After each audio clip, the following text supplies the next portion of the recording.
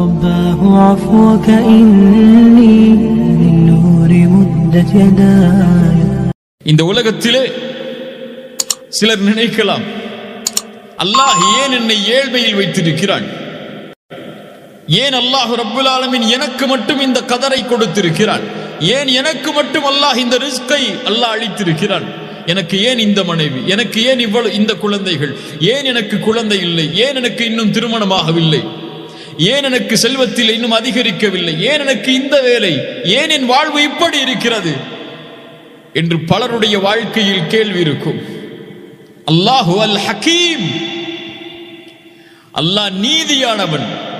இந்த அல்லாஹுடைய பெயரை உள்ளத்தில் ஆழமாக நம்பிக்கை கொண்டவர்களுக்கு இந்த கேள்வி வராது. அல்லாஹ் அறிந்தவன், நான் ஏன் இந்த நிலையில் இருக்கிறேன் என்று.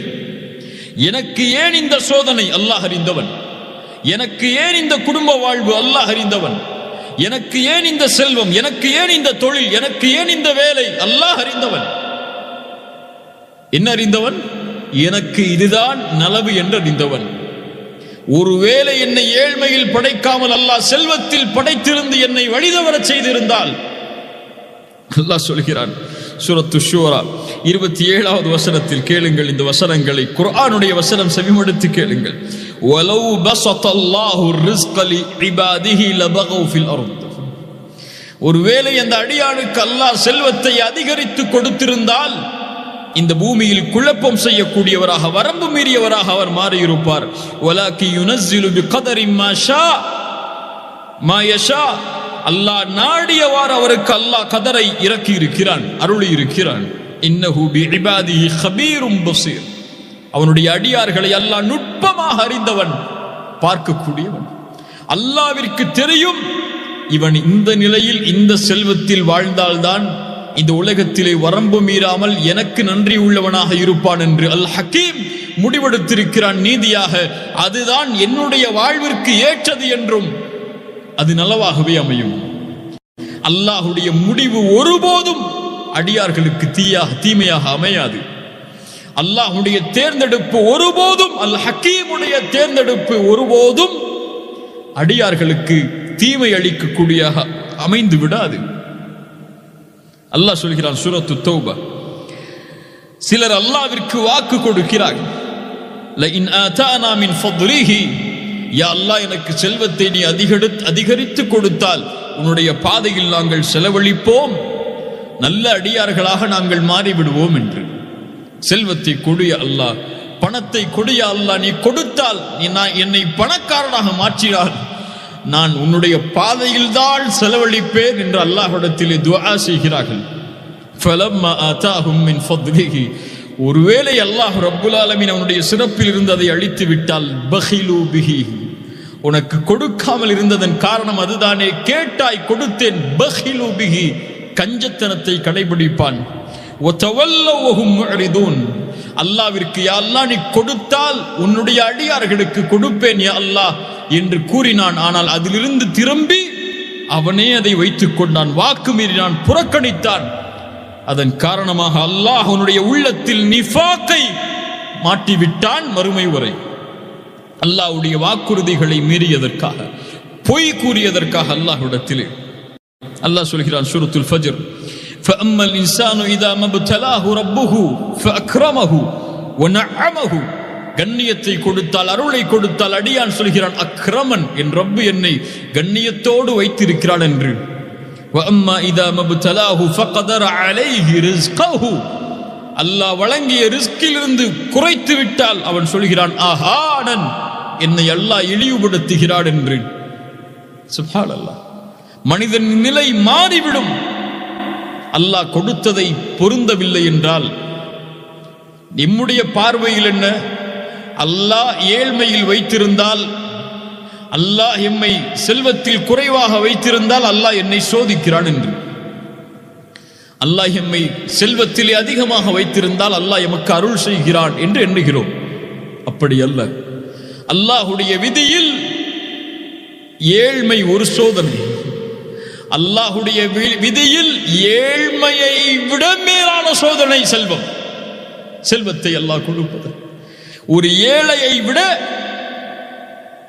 மிகப்பெரிய சோதனையில் வாழ்பவர்கள் செல்வந்தவர்கள். அவருக்கு தான் ஏழையை விட அதிகமான கேள்வி. அல்லாஹ் சுகத்தை கொடுப்பதும் சோதனை தான், அல்லாஹ் நோயை கொடுப்பதும் சோதனை தான். அல்லாஹ் இந்த உலகத்திலே கல்வியை கொடுப்பதும் கல்வியை எடுப்பதும், சிறந்த ஊதியத்தை கொடுப்பதும், சிறந்த வேலையை கொடுப்பதும், சிறந்த தொழிலை கொடுப்பதும், அல்லது ஒரு குறுகிய வாழ்வாதாரத்தை, ஊதியத்தை, தொழிலை கொடுப்பதும், எல்லா நிலைகளும் இந்த உலகத்திலே சோதனை தான். ஆனால் எப்படி? என்னை போன்ற, எம்மை போன்ற, இல்ல மஷா அல்லாஹ், அல்லாஹ் பாதுகாத்தவர்களை தவிர அறிவினர்களுக்கு புரியவில்லை அல்லாஹுடைய ரிஸ்க், அல்லாஹுடைய முடிவு என்பது ரிஸ்கில் அல் ஹக்கீம். அவன் நீதியானவன். எனக்கு எது நலவோ அதைத்தான் அல்லாஹ் மரணம் வரை அமைத்திருப்பான் என்பதை அறிந்தவர் இந்த உலக வாழ்வை கொண்டு ஒருபோதும் கவலை அடைய மாட்டார். அல்லாஹுடைய அந்த ரிஸ்குடைய தன்மையை கொண்டு முழுமையானவர் அல்லாஹுவை ஒருபோதும் குறை கூறியவராக மாற மாட்டார். அல்லாஹுடைய ரிஸ்க் முடிவு செய்யப்பட்டது. அல்லாஹ் எனக்கு குழந்தையை கொடுத்தால் அல் ஹக்கீம், அல்ஹம்துலில்லாஹ்.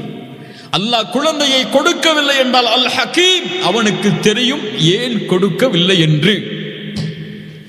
அல்லாஹ் செல்வத்தை கொடுத்தால் அல் ஹக்கீம், அல்லாஹ் கொடுத்தது, எனக்கு செல்வத்தை கொடுத்திருக்கிறான், நான் அதில் அல்லாஹ்விற்கு நன்றி உள்ளவனாக இருப்பேன் என்று. அல்லாஹ் செல்வத்தை கொடுக்கவில்லையா, அல்லாஹ்விற்கு தெரியும் எனக்கு அல்லாஹ் செல்வத்தை அதிகரித்தால் என் நிலைமை என்னவாக மாறும் என்று. அதனால் அல்லாஹ் செல்வத்தை கொடுக்கவில்லை. இந்த நம்பிக்கையில், இந்த அடிப்படையில் அல்லாஹ்வை புரிந்தவர்கள் வஅஸா அன் தக்ரஹு ஷைஅன் வஹுவ கைருல் லக்கும் வஅஸா அன் துஹிப்பு ஷைஅன் வஹுவ ஷர்ருல் லக்கும். நீங்கள் ஒன்றை விரும்புவீர்கள், அது உங்களுக்கு தீயதாக இருக்கும். ஒன்றை வெறுப்பீர்கள், அது உங்களுக்கு நலவாக இருக்கும். வல்லாஹு யஅலம், மனிதர்களை அறிந்து கொள்ளுங்கள்.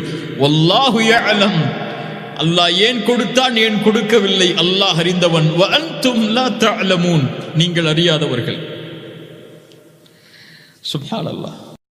இந்த உலகத்திலே ஏழ்மையில், செல்வத்தில் அல்லாஹ் ரப்புல் ஆலமீன் மாற்றி மாற்றி வைத்திருப்பது இந்த உலகத்தை அல்லாஹ் இயக்குவதற்காக. அல்லாஹ் செல்வந்தவர்களுக்கு செல்வத்தை கொடுத்தது இந்த உலக அமைப்பை நேர்படுத்துவதற்காக, அவர்கள் ஏழைகளுக்கு கொடுப்பார்கள் என்பதற்காக.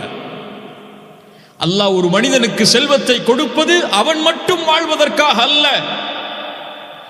அல்லாஹ் ஒரு மனிதனுக்கு செல்வத்தை கொடுத்து ஒருவரை ஏழையாக அவருக்கு அருகிலேயே அமைத்திருப்பது அவரிடமிருந்து செல்வம் இவருக்கு பகிர்ந்தளிக்கப்பட வேண்டும் என்பதற்காக. இந்த உலகத்திலே இருக்கக்கூடிய முஸ்லிம்கள் அல்லாஹுடைய செல்வத், அல்லாஹ் கொடுத்த செல்வத்தில் அல்லாஹுவை பயந்திருந்தால் தன் அன்றாட வாழ்விற்கு கூட சிரமப்படக்கூடிய ஃபகீர்கள், ஏழ்மையான முஸ்லிம்கள் இந்த சமூகத்தில் இருந்திருக்க மாட்டார்கள். செல்வத்தை அல்லாஹ் ஒருவருக்கு கொடுப்பது உன் ஹக்கில் இருந்து நீ கொடுக்க வேண்டும் என்பதற்காக. உன் மூலியமாக அல்லாஹ் ஒருவரை நேர்படுத்த விரும்புகிறான் அவருடைய வாழ்வாதாரத்தை என்பதற்காக. ஆனால் நாம் அதில் குறைவுபடுகிறோம். சஹாபாக்களுடைய வாழ்க்கையை பாருங்கள். தங்களுக்கு தேவை இருந்தாலும் அல்லாஹ் கொடுத்ததை நான் அவருக்கு கொடுக்கிறேன் என்று கொடுப்பார்கள். அன்சாரி தோழர் அல்லாஹ்வுடைய தூதர் ஸல்லல்லாஹு அலைஹி வஸல்லம் வீட்டிற்கு விருந்திற்காக அனுப்புகிறார்கள் ஒரு தோழரை. தன் மனைவி இடத்திலே கேட்கிறார்கள், என்ன உணவு இருக்கிறது என்று. மனைவி சொன்னார்கள், குழந்தைக்கு உள்ள உணவு தான் என்று. திரைக்கு பின்னல் அமர்ந்து கொள்வோம், விளக்கை ஏற்றி அணைத்துக் கொள்வோம், சாப்பிடுவது போல் சைகை செய்வோம், வந்தவர் சாப்பிட்டு செல்லட்டும் என்று. அதுபோல் நடக்கிறது. அல்லாஹுடைய தூதன் மறுநாள் கேட்டார்கள், இரவில் அல்லாஹுடைய விருந்தாளிக்கு உணவளித்தவர் யார்? அவரை பார்த்து அல்லாஹ் சிரித்தான், அவருடைய செயலை அல்லாஹ் அங்கீகரித்தான் என்று சொன்னார்கள். والذين تبوأوا الدار والإيمان من قبلهم يحبون من هاجر إليهم ولا يجدون في صدورهم حاجة مما أوتوا ويؤثرون على أنفسهم ولو كان بهم خصاصة.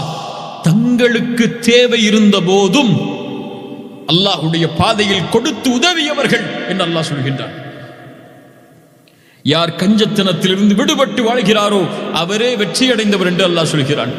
ஹிஜ்ரத்திற்கு அவர்கள் வருவதற்கு முன்னதாகவே உள்ளத்தால் தங்களுடைய கதவுகளை திறந்த ஈமானுடையவர்கள் என்று அல்லாஹ் அவர்களை போற்றுகிறார். அல்லாஹ் அக்பர். அல்லாஹ் எமக்கு கொடுத்த செல்வம் அதிலிருந்து ஏழைகளுக்கு கொடுப்பதற்காக, வறியவர்களுக்கு கொடுப்பதற்காக, எம்முடைய குடும்பத்தை மட்டும் சூழ்ந்து கொள்வதற்காக அல்ல. அதுவும் குறிப்பாக இந்த நேரத்தில் உலகத்திலே மனிதர்கள் சிரமப்படக்கூடிய வாழ்வாதாரத்திற்கு சிரமத்தோடும் கஷ்டத்தோடும் தவித்துக் கொண்டிருக்கக்கூடிய இந்த நேரத்தில் அல்லாஹ் கொடுத்த ரிஸ்கில் இருந்து கொடுப்பது என் மீது கடமை. ரசூலுல்லாஹி ஸல்லல்லாஹு அலைஹி வஸல்லம் உடைய ஒரு ஹதீஸ் நம்முடைய உள்ளத்தை உழுக்க வேண்டும்.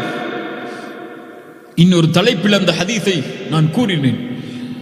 இந்த நேரத்திலும் அந்த ஹதீஸை நான் கூறுகிறேன். என் சிந்தனையை அந்த ஹதீஸ் சுரண்டு கொண்டே இருக்கிறது.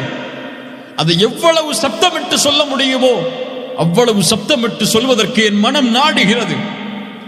அல்லாஹ்வுடைய தூதர் ஸல்லல்லாஹு அலைஹி வஸல்லம் சொன்னார்கள், மனிதர்களில் அல்லாஹ்விற்கு விருப்பமானவர்கள், மனிதர்களுக்கு பலனளிக்கக்கூடியவர்களாக வாழக்கூடியவர்கள். யா அல்லாஹ் அந்த கூட்டத்திலே எங்களை ஆக்குவாயாக. அல்லாஹ்விற்கு விருப்பமான செயல்களில் ஒன்று ஒரு முஸ்லிமுடைய உள்ளத்தில் மகிழ்வை ஏற்படுத்துவது, அவருடைய சிரமத்தை நீக்குவது, அவருடைய கடனை நீக்குவது, அடைப்பது, அவருடைய வறுமையை பசியை நீக்குவது. இதுதான் அடியார்களுடைய செயலில் அல்லாஹ்விற்கு மிக விருப்பமானது. ஒரு மனிதன் தன்னுடைய சகோதர முஸ்லிமுடைய தேவைக்காக அவனோடு நடந்து சென்றால் அவனுடைய தேவையை நிறைவேற்றுவதற்காக அல்லாஹ்வுடைய தூதர் சொன்னார்கள், இந்த பள்ளியில் மஸ்ஜிது நபவி, இந்த பள்ளிவாசலில் இஅ்திகாஃப் ஒரு மாதம் இருப்பதை விட மேலானது. எந்த ஒரு முஸ்லிமுடைய சகோதரனின் தேவையை நிறைவுபடுத்துவதற்காக அவனோடு நடந்து செல்வாரோ அவருடைய பாதத்தை நாளை மறுமையில் அல்லாஹ் நிலைப்படுத்துவான். நிலை தடுமாறக்கூடிய அந்த நேரத்தில் அல்லாஹு அக்பர், அல்லாஹு அக்பர், சுப்ஹானல்லாஹ். உங்களால் முடிந்ததை உங்களுக்கு அல்லாஹ் வழங்கியதிலிருந்து கொடுங்கள், அல்லாஹ் உங்களுக்கு கொடுப்பான். அன்ஃபிக் இப்ன ஆதம் உன்ஃபிக் அலைக, நீ கொடு, அல்லாஹ் உனக்கு கொடுப்பான். எவ்வளவு முடியுமோ. ரிஸ்கை கொடுப்பதென்றால் செல்வத்தை மட்டுமல்ல. உங்களுக்கு அல்லாஹ் அழகிய ஆடையை கொடுத்திருந்தால் அழகிய ஆடை இல்லாதவர்களுக்கு அழகிய ஆடையை கொடுங்கள். உங்களுக்கு அல்லாஹ் 3 வேளை உணவை கொடுத்திருந்தால் ஒரு வேளை உணவுக்கு சிரமப்படக்கூடியவர்களுக்கு உணவை கொடுங்கள். அல்லாஹ் உங்களுக்கு மகிழ்வை கொடுத்திருந்தால், மகிழ்ச்சி என்ற ரிஸ்கை அல்லாஹ் கொடுத்திருந்தால் அந்த மகிழ்ச்சி இல்லாமல் சிரமப்படக்கூடிய மனிதர்களுக்கு சென்று ஆறுதல் சொல்லுங்கள், நல்ல வார்த்தையை கூறுங்கள். கவலைப்படாதே தோழரே, நான் இருக்கிறேன் உன்னோடு என்ற அழகிய வார்த்தைகளை கூறி அவருடைய உள்ளத்தை திடப்படுத்துங்கள். அல்லாஹ் வழங்கிய ரிஸ்கிலிருந்து எதை உங்களால் கொடுக்க முடியுமோ அதை கொடுங்கள். அல்லாஹ் அதை நேசிக்கிறார், அல்லாஹ் அதை விரும்புகிறான். ரசூலுல்லாஹ் சொன்னார்கள், ஒரு மாதம் மஸ்ஜிது நபவியில் இஅ்திகாஃப் இருப்பதை விட மேலானது ஒரு சகோதரனின் தேவைக்காக அவனோடு நடந்து சென்றான். அல்லாஹ் அக்பர். இந்த தீனுடைய அழகை பாருங்கள், அல்லாஹ் கொடுத்த இந்த மார்க்கத்துடைய நிலையை பாருங்கள். இன்ன காரூன கான மின் கௌமி மூஸா, காரூனை பற்றி அல்லாஹ் சொல்கிறான். மூசாவுடைய சமூகத்தில் வாழ்ந்தான், எல்லை மீறினான். அல்லாஹ் அவனுக்கு பல கஜானாக்களை கொடுத்திருந்தான். அவனுடைய சாவியை பல சக்தி உள்ளவர்கள் சுமந்து செல்ல வேண்டும். அந்த சமூகம் அவனிடத்திலே சொன்னது, பெருமை கொள்ளாதே, இன்னல்லாஹ லா யுஹிப்புல் ஃபரிஹீன், பெருமை கொள்பவர்களை அல்லாஹ் ஒருபோதும் நேசிப்பதில்லை. வப்தகி ஃபீமா ஆதாகல்லாஹு அத்தாரல் ஆகிரா, அல்லாஹ் கொடுத்ததிலிருந்து நீ செலவழித்து மறுமைக்காக உன்னை தயார்படுத்திக் கொள் என்று சொன்னார்கள். வலா தன்ஸ நஸீபக மினத் துன்யா, இந்த உலகத்திலே உன்னுடைய பங்கை மறந்து விடாதே. வஅஹ்ஸின் கமா அஹ்ஸனல்லாஹு இலைக, அல்லாஹ் உன்னை இப்படி அழகுபடுத்தினானோ அது போன்று நீயும் அழகுபடுத்து பிறரை. சுப்ஹானல்லாஹ். அந்த வார்த்தை அல்லாஹ் அங்கீகரித்து குர்ஆனிலே பதிகிறான். உங்களுக்கு அல்லாஹ் எப்படி ரிஸ்கை கொடுத்தாடோ அது போன்று நீங்களும் பிறருக்கு ரிஸ்கை கொடுங்கள். அல்லாஹ் அதை விரும்புகிறான். உங்களை காரணமாக ஆக்கி அல்லாஹ் அவர்களுக்கு கொடுக்கிறான், அவ்வளவுதான். ஏதோ நான் சம்பாதித்த செல்வம், நான் திறமையால், என் உழைப்பால், என் பரம்பரையால் நான் வைத்திருக்கக்கூடிய செல்வம் நான் ஏன் கொடுக்க வேண்டும்? காரூன் சொன்னான், யார் செல்வத்திலிருந்து யார் கொடுப்பது? இன்னமா ஊதீதுஹு அலா இல்மின் இந்தி, என்னுடைய கல்வியால், என்னுடைய இல்மால் சேகரித்த கஜானாக்கள் இது என்று சொன்னான். அல்லாஹ் அக்பர். நான் ஏன் கொடுக்க வேண்டும் என்று கேட்டான், பெருமை கொண்டான். அல்லாஹ் அவனை பூமிக்குள் புதைய வைத்தான். ஆனால் முஃமின்கள், நான் சுமந்திருக்கக்கூடிய இந்த செல்வம் என் உழைப்பால் அல்ல, இந்த ரிஸ்க் என்னுடைய திறமையால் அல்ல, என் கஷ்டத்தால், என்னுடைய வாழ்வில் நான் செய்த பல நாள் தியாகத்தால் அல்ல, அல்லாஹ் முடிவெடுத்து எனக்கு கொடுத்திருப்பது. என் செல்வம் அல்லாஹ் கொடுத்தது. இதிலிருந்து நீ கேட்டால் கொடுக்காமல் இருப்பதற்கு நான் யார் என்று அல்லாஹ்வுடைய பாதையில் செலவு செய்வார்கள். அவர்கள்தான் சஹாபாக்கள், அவர்கள்தான் அவர்களை பின்தொடரக்கூடியவர்கள், அவர்கள்தான் இந்த நிலைப்பாட்டில் இருப்பவர்கள் தான் உண்மையான முஃமின்கள். அல்லாஹ் அந்த முஃமின்களாக எம்மை ஆக்குவார்.